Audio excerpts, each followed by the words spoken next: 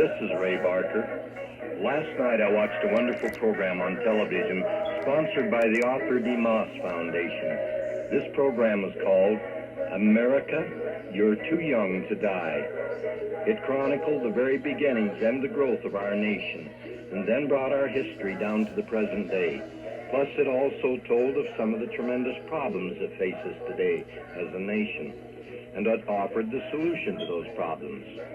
Then today I watched a program put on by ABC News called 4585. That chronicled the last 40 years of our history and of our troubles too. I'd like to think that maybe you'd had the opportunity to watch these programs just as I did, and that maybe either or both of them had touched your heart and stirred your soul as they did mine.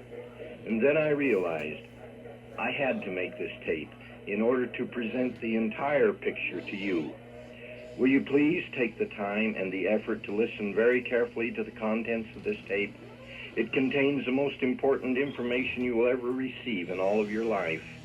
This story that you're about to listen to is absolutely true. It is not fictitious. It is absolute fact and is easily provable by anyone who has the time or will take the time to investigate historical records. There's an absolute treasure trove of fact to back up and substantiate every claim that I'll make. Every public library in our nation and many private libraries contain the historical information that will prove my statements. In my own library, I've literally dozens of books and records that bear out the story you're about to hear.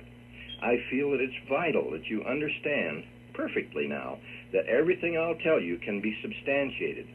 We'll draw our information from such reputable sources as Sir Flinders Petrie, Frederick Haberman, radio and TV minister Dr. Stuart McBurney, Brian Williams, Curtis Clare Ewing, Gerhard Herm, or the famous attorneys Bertrand Camparet or Howard B. Rand, famous archaeologist E. Raymond Capt, and author Sumas McManus. And there is a host of others, including Strabo and Pliny and Josephus and Tacitus, Herodotus, Eusebius, and even the Emperor Julius Caesar himself in his writings. I could go on and I could go on and I could go on with the sources of information from which we'll draw, but I think I've probably given you an adequate idea of the abundance of our facts. Let's look at the story as the facts presented to us today, but before we do get started, let's just get an idea of where I'm coming from and my deep concerns for you and for our great and wonderful nation. I love this nation and the people who have sweated and sacrificed, thousands of them with their blood and everything they owned, even to the sacrifice of their families and their properties and their very own lives, to bring this nation into existence and then to preserve it down to this present day. I think of the greatness of this nation of ours, and I'll tell you honestly, I get choked up with emotion. I can hardly listen to the Star-Spangled Banner on TV or in public without tears coming to my eyes and sometimes flowing freely. I love the United States of America and you, the people, for truly no nation can be greater than the people who make up the populace of that nation. And as my wife and I have traveled in different countries of the world, we've found, as I'm sure many others have, that this wonderful land that God has given to us is absolutely unique among all of the nations and lands of the world. From the magnificent redwood forests of California to the splendor of the Great Lakes, from the beautiful green islands of Puget Sound in our great Northwest to the plains of our fruitful Midwest, from the verdant Everglades of Florida to the spectacular painted deserts and Grand Canyons of our wonderful Southwest, from the wide Atlantic Ocean to the great Pacific Ocean, from the north to the south, there's no other land on the face of this earth that remotely equals the United States of America. Now, I could go on and on indefinitely about the help that we've given from the United States of America to the other nations of the world, about our foreign aid programs to other nations, our care organizations, our medical help in times of disaster, such as earthquakes or floods or volcanoes or typhoons or droughts or famines. All over the world, or our economic help to all other nations, or our scientific help, or our help through agriculture, industry, inventions, medicines, and on and on. In every area of human endeavor and purposeful life here on this earth, America has been the leader for generations. Let me sum it up in just a few short words so that I can get on with my true story. The facts are that the people of the United States of America, or in other words, our great and wonderful nation, have done more and given more and loved more and blessed more than any other people on the face of this earth, in spite of the radicals running to and fro trying to convince our people of how evil the United States of America is, even teaching it in our schools and some churches. The fact remains that the United States of America has done more in the short 210 years of its existence for all of the rest of the nations of the world combined than all of the rest of the nations of the world combined have done to help each other in all of their thousands of years of history. Now let me ask you one simple question. Why? Why has America been so great among the history of the world's nations? Just recently, a young full gospel Christian minister came to me and said, "Ray, there must be some central truth that brings everything together." He said, "I know there's some central truth. I can sense it. I can feel it. It's only logical. What is that great central truth that I'm missing?" Well, here it is, the truth that this young man sought. Let's use the Holy Bible first for our reference, since it's in God's Word that we first pick up the story. Remember now, the Bible is as historically accurate and true as all of the history books in any library, even more so. The very first few pages of the creation of man and the first men on earth and the attendant problems of early mankind. This covers only 11 chapters in the first book of the Bible, the book of Genesis, and spans a period of about 2,000 years. Now then, at the end of chapter 11, God introduces us to a specific individual by the name of Abram, whose name God later changed to Abraham. From chapter 12 of Genesis to the very end of the Bible in Revelations, the theme of the Bible is about Abraham and his descendants. Or, if you will, it is the story of one man's family. It is the book of God's dealing with Abraham and his children. For the next 1,335 pages in my Bible, or some 66 books and hundreds of chapters, covering a period of about 4,000 years, God works with and through Abraham and his descendants. Even in what we know as the New Testament, it is still God working with and through the descendants of Abraham. For example, in the book of Luke, chapter 1, it is said that Jesus came to perform the mercy promised to our fathers and to remember his holy covenant, the oath which he swore to our father Abraham.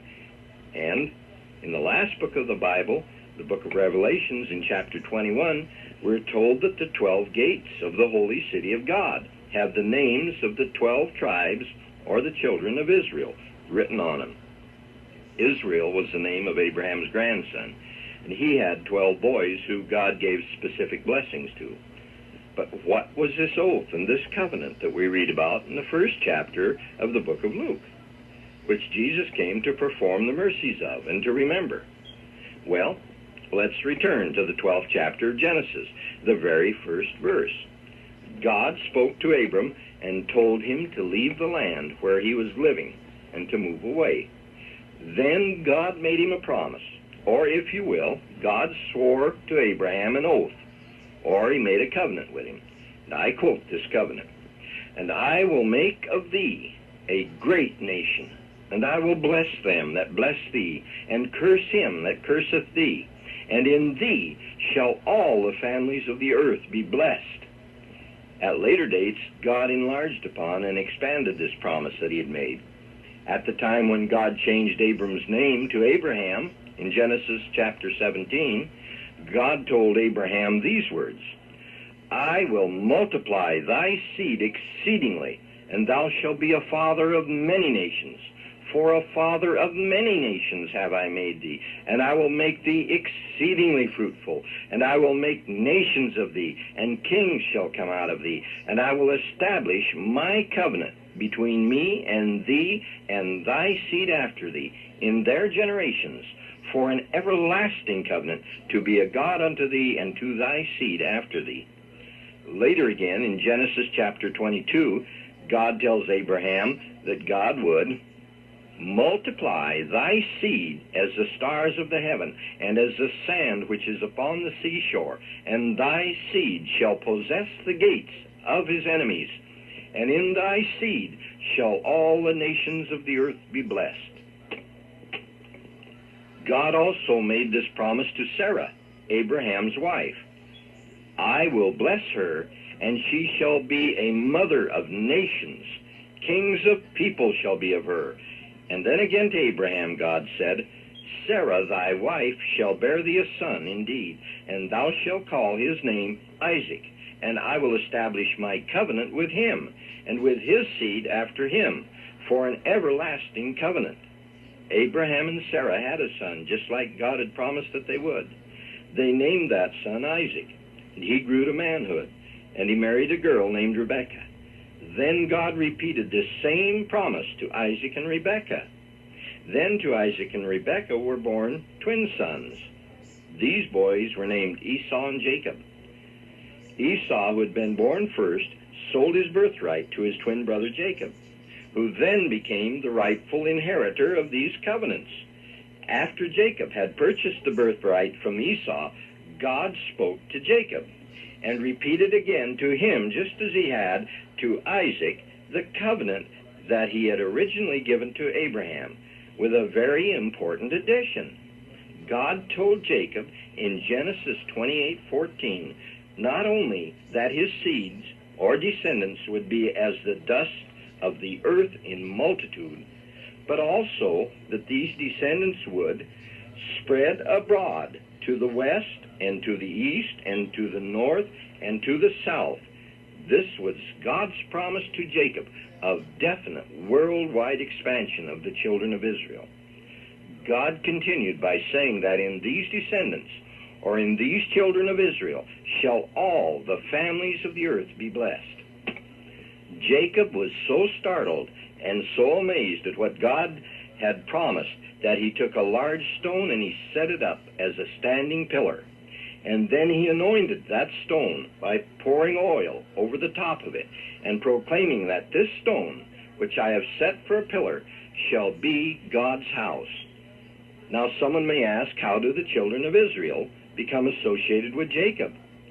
Well, about 20 years after this promise that God had repeated to Jacob, God met with Jacob again in the same place.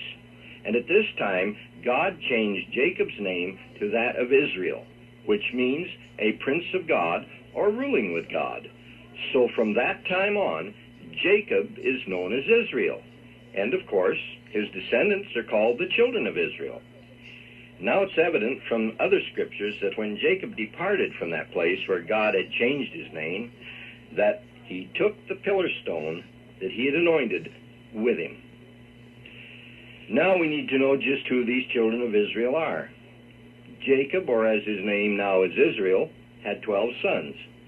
These boys were named Reuben, Simeon, Levi, Judah, Dan, Naphtali, Gad, Asher, Issachar, Zebulun, Joseph, and Benjamin.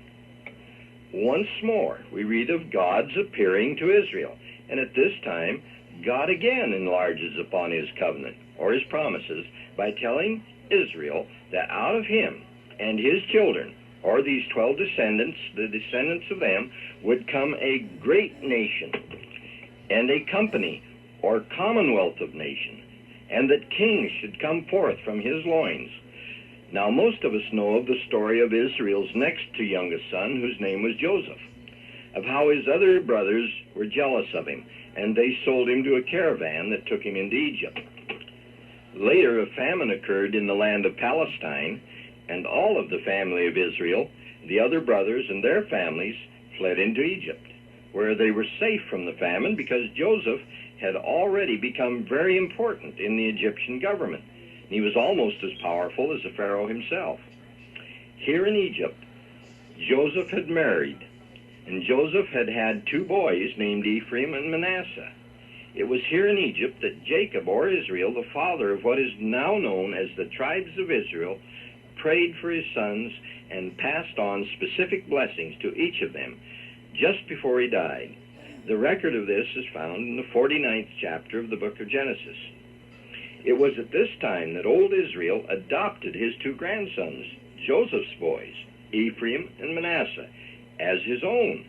And he said for all to hear these words, "Let my name be named upon them." What was his name? Very simply, his name was Israel. Then Jacob, or Israel, blessed the two boys with this blessing or prophecy from God. "Let them grow into the multitude in the midst of the earth." Then he said of Manasseh, "He shall become a people, and he also shall be great." There's that great people or great nation. But truly his younger brother shall be greater than he, and his seed shall become a multitude of nations. We now need to understand that Ephraim and Manasseh are to share their father Joseph's position as an inheritor of the covenant promises and blessings. So now, instead of the original 12 tribes or sons of Israel, we have in actuality 13. Now then, let's look at just one of the other sons of Israel. His name was Judah, and Jacob Israel prophesied the following promise or covenant on Judah. And I quote, "The scepter shall not depart from Judah, nor a lawgiver from between his feet until Shiloh come." Here was the promise to the descendants of Judah that they would have the ruling position in all of Israel until the end of the age. The scepter is symbolic of royalty, or of ruling power. Later on in our story, we'll return to this promise, and we'll see that this promise, or this covenant, has never been broken. For if it has, then God's a liar. And I know in my heart that God is not a liar. Now to continue our true story. I know it's complicated, but I urge you to listen very carefully. Play this tape over and over again, and check out the things I'm saying for yourself. Check them out in your own Bible and in history books. Okay, let's move on. We all know the story of how that after Israel, or Jacob, died in Egypt, a new Pharaoh came into power that didn't recognize the privileges that the Israelites had had in Egypt. And this new Pharaoh put all of the Israelites into slavery. I doubt that there's hardly a one of us that hasn't seen the movie that Hollywood produced starring Charlton Heston as Moses and called the 10 Commandments. This movie depicted the slavery of the Israelites under Pharaoh. And then God, finally after years of slavery, delivering these chosen people of his through and by the hand of his chosen servant Moses. And we've heard the true story over and over of the Exodus, or the release of these several million people from that slavery, and how they, under Moses' leadership and God's protection, crossed the Red Sea and made their way back into the land from which their forefathers had come over 400 years earlier. Now, after God has given the children of Israel the 10 Commandments and the laws and the ordinances for the operation of their society, then Moses is taken from them in death. But before he dies, Moses prophesies from God further blessings on the children, or the tribes of Israel. Here are the things that Moses prophesied about Joseph's descendants. Remember now that Joseph's portion of the covenant promises were to be divided between Ephraim and Manasseh. And I quote, "And of Joseph, or Ephraim and Manasseh, he said, Blessed of the Lord be his land, for the precious things of heaven, for the dew, and for the deep that coucheth beneath, and for the precious fruits brought forth by the sun, and for the precious things put forth by the moon, and for the chief things of the ancient mountains, and for the precious things of the everlasting hills, and for the precious things of the earth, and the fullness thereof, and for the goodwill of him that dwelt in the bush. Let the blessings come upon the head of Joseph. His glory is like the firstlings of his bullocks, and his horns are like the horns of unicorns, or wild bulls. With them he shall push the people together to the ends of the earth. And they are the 10,000s of Ephraim, and they are the thousands of Manasseh. My land, what a tremendous prophecy of unequaled prosperity that was to come upon Ephraim and Manasseh. Let me tell you a few more of the promises or oaths given to the children of Israel, and let's put them all together so that you can see the covenants and the promises God made to his chosen people, Israel. Here are some of them. Israel was to be a great nation. They are to be a blessed people. They were to be a blessing to all other nations of the world. Their name was to be great. Other nations who honored them were to be blessed, and those that cursed this great people were to be cursed. They were to multiply exceedingly as the stars of heaven and the dust of the earth and the sands of the sea. They were to become a multitude in the midst of the earth. They were to become many nations. They were to have many kings over these nations. They were to become a commonwealth or a company of nations. They were to possess the gates of their enemies. They were to spread abroad to the west and to the east and to the north and to the south. They were to push the other peoples to the ends of the earth and to possess the great wildernesses and to have continuous royalty ruling over some portion of Israel continuously till the end of the age. Where they settled, the desert was to bloom as a rose. Fruit orchards were to be as vast as forests. They were to have all of the precious things of the earth, great agricultural harvests, wheat, corn, oats, cotton, fruits and vegetables, and on and on. They were to have all of the ores and the minerals and the jewels that they needed. They were to have the oil from the earth, the wealth of the seas, great harvests of fish, great stores of such things as the everlasting hills provide, such as water for irrigation, great dams supplying hydroelectric power to run factories, homes, and farms. They were to have cattle and sheep that covered these hills and these plains. They were to have unwalled cities by the multitude. They were to be the keeper and the custodian of God's holy word. And they were to have God's laws and God's mercy and his grace. These chosen people were to possess great knowledge in science and medicine and inventions. They were to lead all of the other nations of the world. Israel was to be rich by trading. Israel is to be envied by all of the other nations. Israel is to lend to all the other nations and to borrow from none. Israel is to carry the gospel to all the world. Israel is to have all of the land that it needs. Israel is to forget who she is. In other words, she's to lose her identity. Israel is to have a new name. They are to have a new language and a new homeland. And Israel is to continue as a nation forever.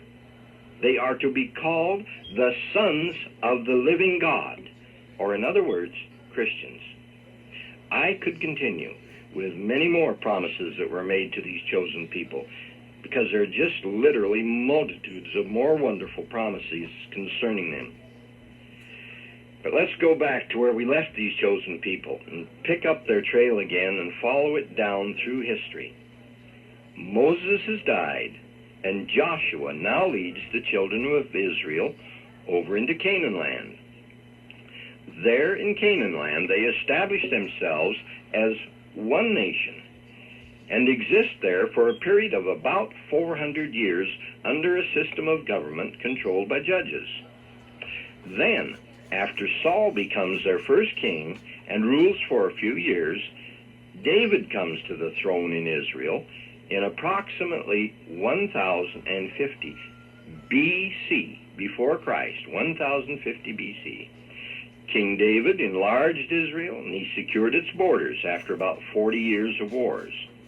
And at one point, according to 1 Chronicles, the 21st chapter, King David had over 1,500,000 men in his army, with probably 12 to 15 million people living in Palestine at that time. When King David died, his son Solomon ruled as king for another 40 years, and Solomon established an era of peace and prosperity. But after King Solomon died, there came a terrible blow to the children of Israel. King Solomon's son Rehoboam became king, and immediately upon becoming king, he tried to raise the taxes that his father had placed upon the people. Now, prior to this time, the land had been distributed to the different tribes of the children of Israel. And when King Rehoboam threatened to raise their taxes, the 10 tribes that lived in the northern majority of Israel rallied behind a man who had been one of their leaders. His name was Jeroboam. These 10 northern tribes seceded from the Union. Just as we had a civil war here in America, the one nation of Israel had now become divided into 2 separate nations. The northern 10 tribes, including Ephraim and Manasseh, who of course were to become the greatest nation the world would ever know, and also the greatest commonwealth of nations the world would ever know, retained the name of Israel. And so it was that these people, who from here on were to be known as the nation of Israel. Now, however, don't forget that all 13 tribes are the children of Israel. The nation of Israel set up its capital in the city of Samaria. So now we find that the tribes in the south adopted the name of Judah as the name of their nation, and they retained Jerusalem as their capital.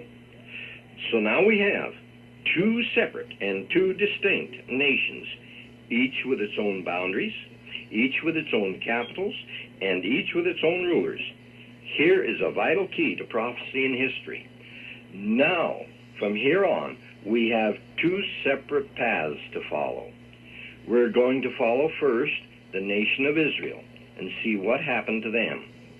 Let me assure you that the story of both nations can be followed very easily in the books of the Old Testament.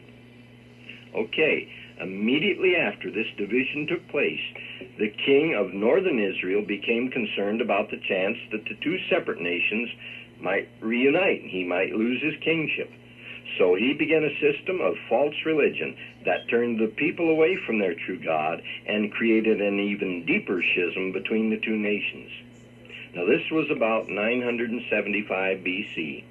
From this date onward, Israel fluctuated back and forth in their religion, serving false religions for a while and then serving God, depending upon who was in leadership at the time.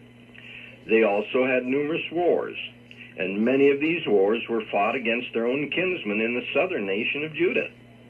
In fact, the first place that we find the word Jew used in the Bible is in the book of 2 Kings, the 16th chapter and the 6th verse. Here in this account, we find the children of Israel are fighting against the Jews. So from here on, the Israelites and the Jews are not the same people. Let's understand that. From this point in history, the Israelites and the Jews are different people. For the next 250 years, the nation of Israel lived through good times, they lived through hard times, they had a succession of kings, they fought wars, they carried on commerce with other nations, and they also brought heartache to their God as they drifted further and further away from worshiping him as the one and the only true God. Finally, this very same God who had been the God of their fathers, Abraham, Isaac, and Jacob Israel, became totally disgusted and fed up with their false religion, and he called it spiritual adultery. Yet, God in his mercy sent ministers among Israel to warn them of their wrongdoings and to tell them that he would punish them as a nation if they refused to change or to turn from their wrongdoings. Israel refused to listen to these ministers and prophets, and so God sent the nation of Assyria under King Shalmaneser against the children of Israel to conquer them and to take them captive. Around the year 721 BC, Assyria took all of Israel captive and moved them out of their land into the land of Assyria. Then this king of Assyria, Shalmaneser, replaced all of the children of Israel with foreigners. He brought in aliens from Turkish nations to take the place of the real children of Israel. And it was these alien people that now dwelt in this land known as Israel. So what happened to true Israel, someone asks? Well, before we follow them further, let me say that the story of what appears to be on the surface to be the end of true Israel is told in the book of 2 Kings, the 17th chapter. Also, before we go further with the children of Israel, let's return to the story of the southern nation of Judah. After the split between the two nations, the nation of Judah retained Jerusalem as its capital. Now let's remember that these Judites, they are also a part of the children of Jacob Israel. They too belong to the tribes of Jacob Israel and are the inheritors of the covenants and the promises that pertain to them. One of these oaths that God swore to Judah was this, that the scepter would never depart from Judah. We know from genealogies that King David, under whom the entire kingdom of Israel was a single nation, was of that tribe of Judah. Now then, God said of King David in several places that he, God, would establish the throne of David and David's kingdom to last forever. One of these places is found in 2 Samuel, the 7th chapter. In other instances in the Bible, God swears to David and to his heirs that David's throne will endure forever to all generations. And in 1 Kings 9:5, God says that there would always be a person ruling upon that throne. In fact, God says in the book of Jeremiah, the 33rd chapter, that if you can destroy the operation of God's natural laws with the universe, if you could stop the sun from shining, or if you could stop the moon from giving forth its light, if you could destroy the seasons and disrupt the sequence of day and night, then and only then might his covenant with David be broken. God is very adamant about his establishment of David's throne forever and of Israel being a nation forever, and the scepter never departing from the line of Judah. God does not lie. God has sworn these things by his own name, and they all have come to pass. It isn't even arguable. Any argument about it would have to be with God himself. He's the one who said it. In fact, in the very first chapter of the book of Luke in the New Testament, at the Annunciation to Mary by the angel of God, the angel declares that Jesus will eventually take over that throne of David and reign over the house of Jacob Israel forever, and that there would be no end of that kingdom. So that literal throne has to exist somewhere on this earth today in perpetual continuance, or otherwise God is a liar. What do you think? Is God a liar, or is God true?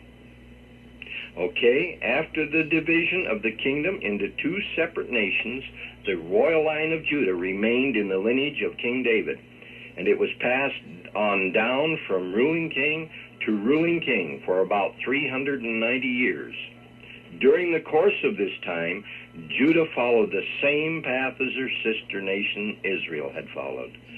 God had had great hopes for Judah, and had shown her even greater mercies and patience than he had shown the nation of Israel. But finally, in great disgust, God told the nation of Judah that he was fed up with her too, just as he had been with Israel. And he referred to the nation of Judah as being a harlot and treacherous, and that he would punish them just as he had Israel. So God sent the kingdom of Babylon under King Nebuchadnezzar against the nation of Judah to conquer it and to take it captive also. So that in about the year 586 BC, the nation of Judah was carried away captive into Babylon. King Nebuchadnezzar left a few of the poorest of the Judites in the land. He left them to work the fields. But all of the craftsmen, all of the professional people, and the royalty, along with the bulk of the population, he moved north into his kingdom of Babylon, just as the Assyrian king had done to the nation of Israel some 150 years earlier. And then, as was the custom of conquerors, he replaced these people with foreigners. Again, the parts of this history are recorded in many places in the Bible. Now we've come to a place where many uninformed people have made several grievous errors. First off, many people believe and declare that since God had caused Israel to be carried away captive from the land of Palestine, that he had cast them away forever. If God had cast away his chosen people forever, then God would be breaking his own covenants, the oaths that he swore to Abraham, Isaac, and Jacob. God cannot lie. He didn't cast away his people, Israel. Many times the Bible tells us that God would regather Israel. Over and over, God says he had scattered them and he would regather them, that they would have a new dwelling place, a new language, a new name, and forget their former identity. Even the great apostle Paul said some 780 years later in the 11th chapter of Romans, "Hath God cast away his people? God forbid. God hath not cast away his people which he foreknew." In the book of Jeremiah, the 31st chapter, God speaks to and through the prophet Jeremiah. Here are just a few of his words. "He that scattered Israel will gather him and keep him as a shepherd does his flock. Thus saith the Lord, which giveth the sun for a light by day, and the ordinances of the moon and of the stars for a light by night.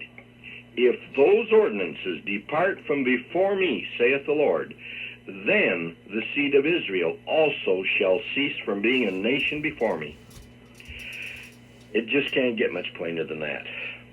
God scattered Israel, but he, God, will regather them and reestablish them as a people and as a nation, and they would remain forever as a nation. Other scriptures tell us this is to take place in a new land. Let me quote just one or two more passages of scripture about Israel's permanence as a nation. Then we've got to move on. In the 18th chapter of Jeremiah, God gives the prophet Jeremiah a direct word of prophecy for the house of Israel. In the first 6 verses, God likens the nation of Israel to a clay jug that a potter is making on his potter's wheel, and the potter becomes unhappy with the way it turns out, so he doesn't break it or destroy it, but he simply reforms it or remakes it to the way he wants it, and it still exists to this day. Then in the following chapter, the 19th chapter of the book of Jeremiah, God again tells Jeremiah to go get a potter's bottle and take it before the children of Judah, and to break the bottle, and to tell the children of Judah, "As one breaketh a potter's vessel that cannot be made whole again, even so will I, the Lord, break this people and this city," meaning, of course, Judah and their chief or capital city, the city of Jerusalem. Then God says, "I will make void the counsels of Judah and Jerusalem, and I will make Jerusalem desolate." Now listen to what God has said. There it is. The nation of Israel is to be remade into a new nation. Just like a potter can remake a piece of clay, it will exist from that time forward as a new vessel or a new nation. However, the nation of Judah would be utterly broken or destroyed like a glass dish or jug that could never be put back together again. Never. God, over and over, has said that the nation of Israel will exist forever, and the nation of Judah will be destroyed forever. In the book of the prophet Jeremiah, the 3rd chapter, the 18th verse, God states that in the last days the house of Judah shall walk with the house of Israel. So wherever we find the house or the nation of Israel existing today, we will find the house of Judah living right along with them. meaning, of course, that the house of Israel and the house of Judah, or in other words, all 12 tribes, have been reconciled to each other again, and they exist together in this day and in this age as a great nation, as many nations, as a great commonwealth of nations, as a blessing to all of the earth, and possessors of all of those other wonderful and great promises that we told you about earlier. Let's look and see what happened after these two separate nations were taken into captivity. The people of the southern nation of Judah remained in captivity for about 70 years.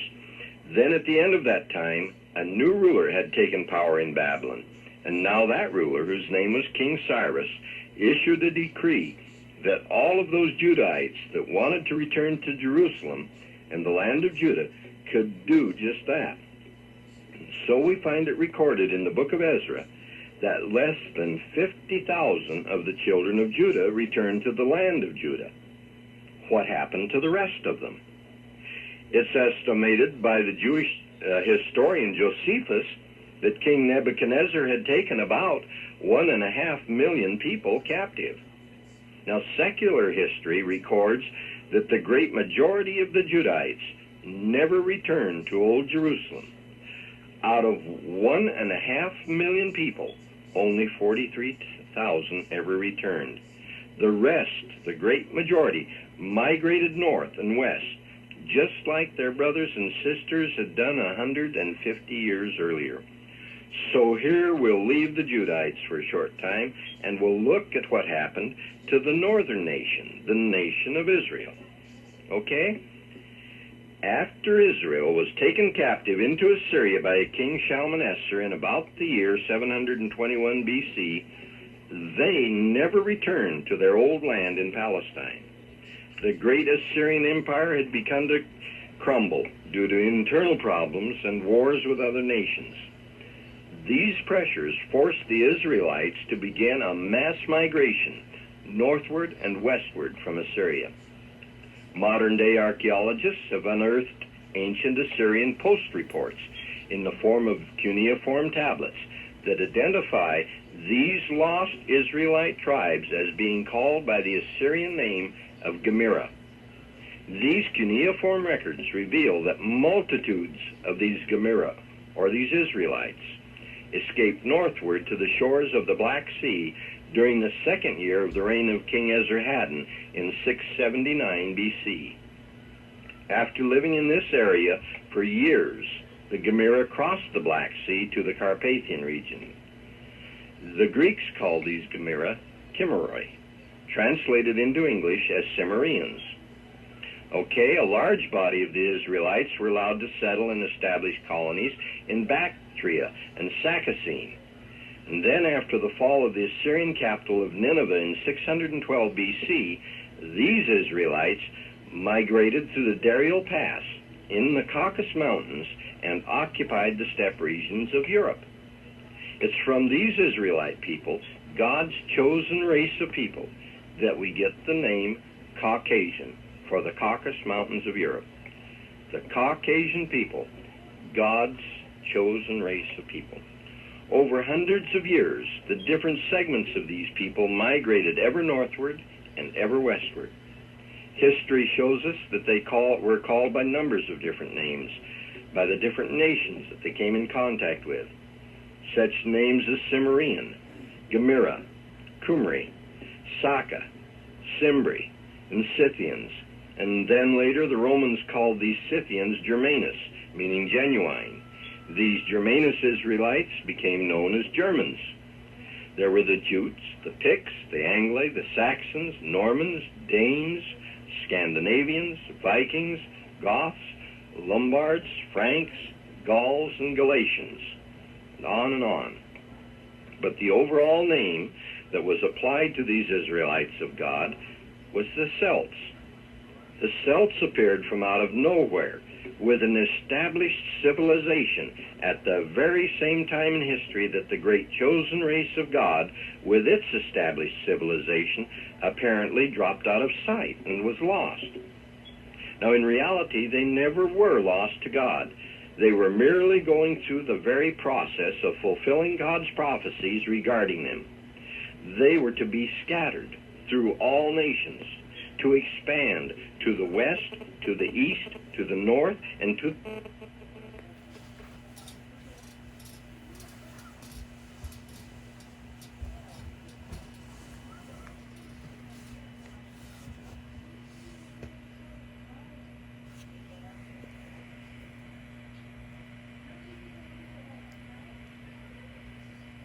Tape 2.